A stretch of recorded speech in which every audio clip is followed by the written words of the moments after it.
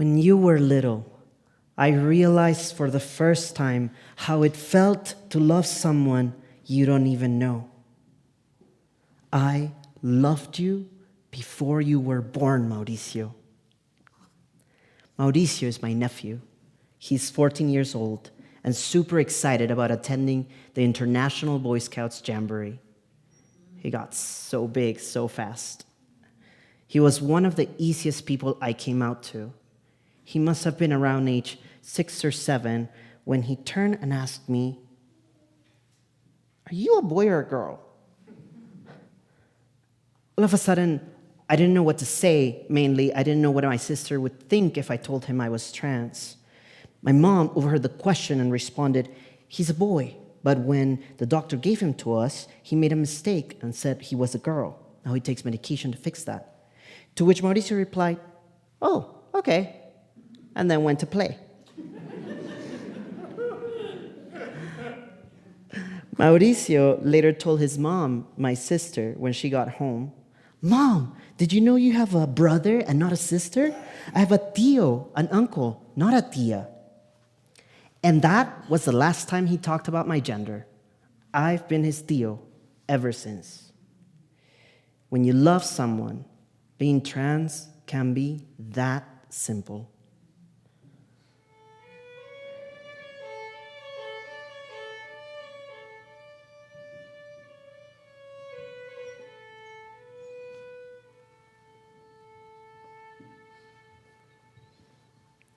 But it rarely is simple.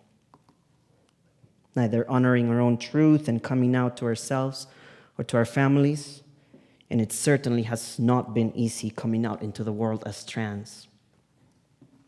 But it shouldn't have been this hard. It shouldn't have been this painful, and it should never be dangerous. I remember crying in the shower one morning. I was exhausted because I had spent most of the night awake watching videos, testimonies of other trans guys, and I knew, but I didn't want to know. Please, God, I cannot be trans. I lose my entire family.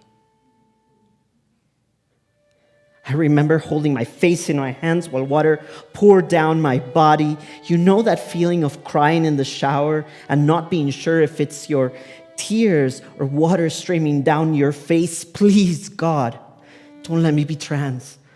I lose everything.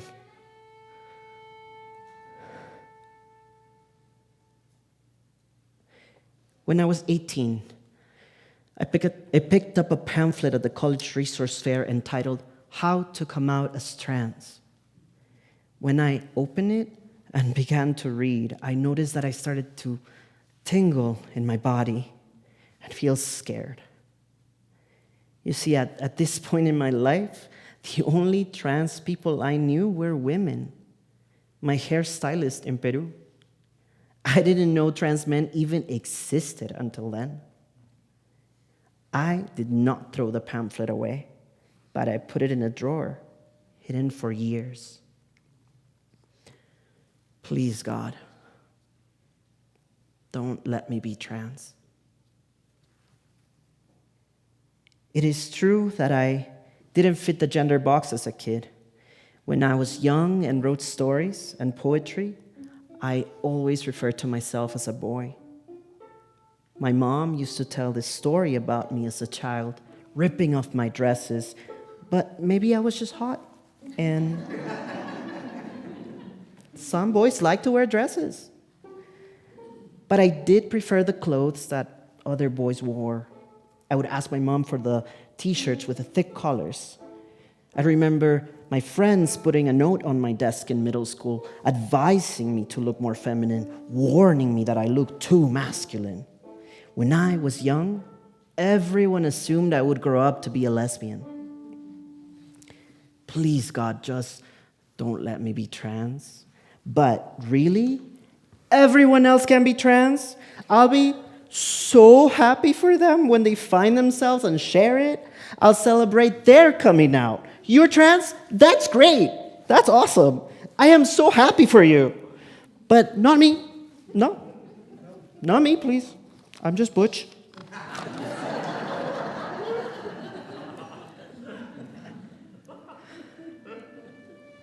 And I did fall in love with an amazing woman.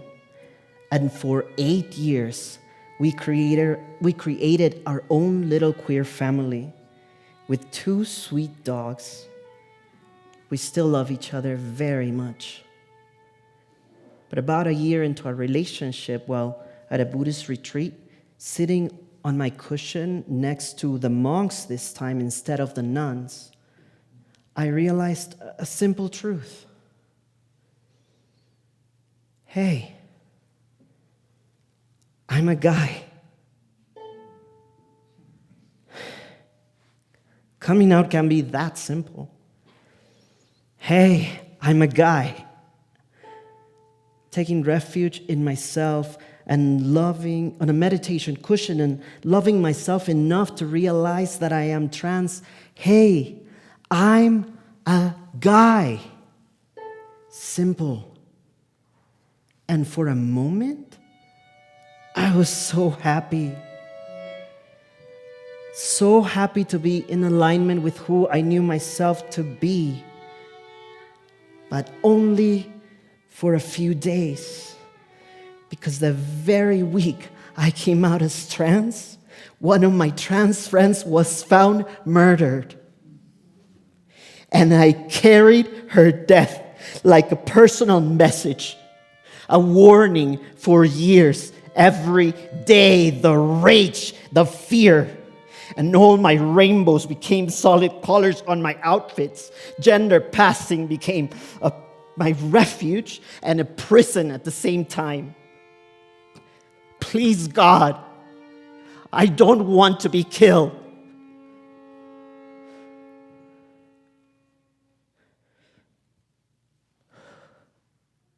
But luckily, hiding was not my only refuge.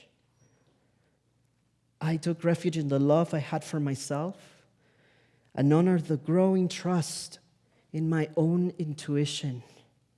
And the more I listened to myself, the more I knew I had to explore what it might mean to be a guy. For me, that meant starting testosterone, which was not simple. Because when we met, my partner was a lesbian, and I thought I was too. The changes that testosterone brought helped me stand in who I knew myself to be. I loved playing with my new beard. But now when my partner kissed me, she would try to avoid it. Because we loved each other, she tried to get used to the changes in my body. For 7 years, we strived to make it work, and we made so much not only work, but sing. We created a beautiful home, unwavering support, laughter. We raised 2 adorable pups. I loved her. I loved us. But eventually she knew that she needed to embody her truth as a lesbian. So we named the hard truth that we needed to stop being a couple. And I'm crying in the shower again. Please, God, I don't want to lose my little queer family. Please, God, not them.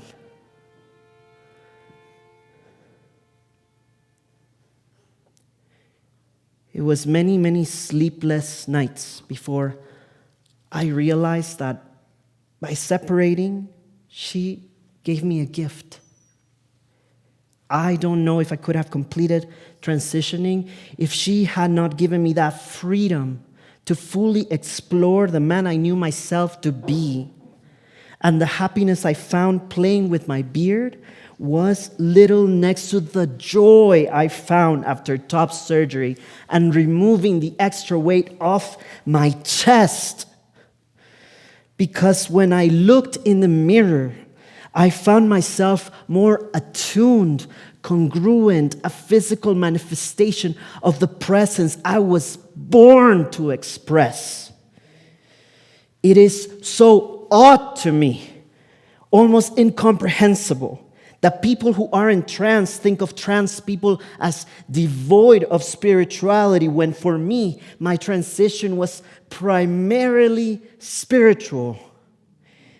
The medical and social transitions were simply vehicles that aligned me with my true nature.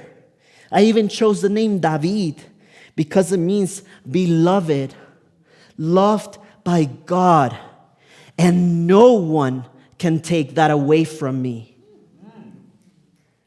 Now I stand in the shower, the water pouring down and tickling the scars on my chest, and I feel so at ease.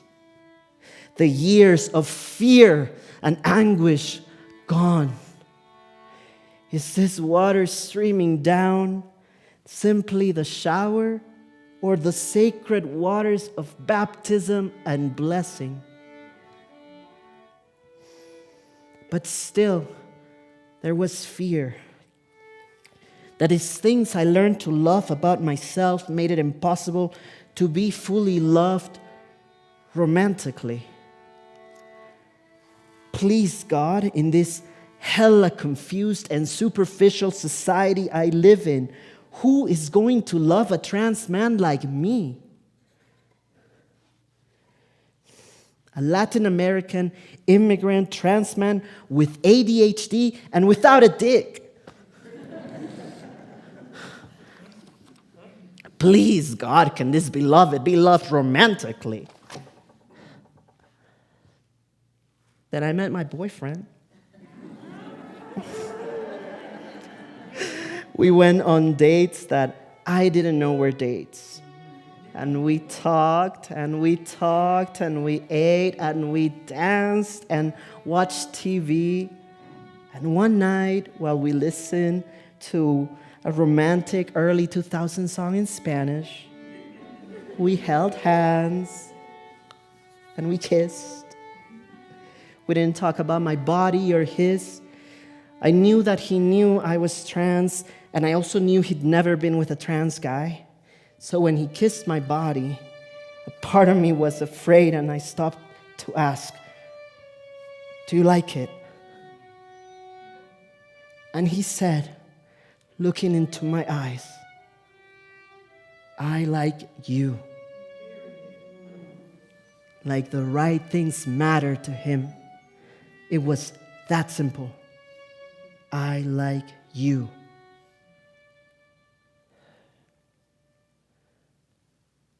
I have finally accepted that I am trans.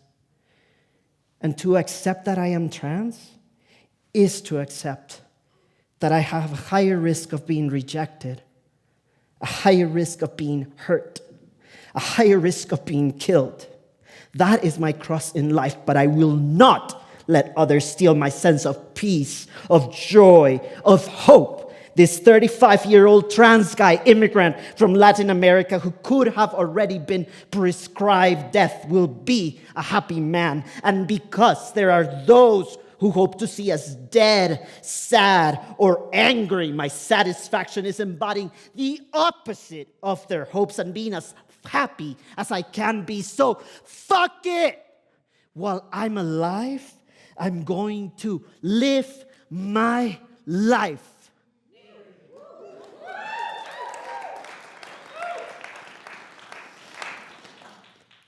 It is that simple. Thank you, God, for making me who I am. Thank you.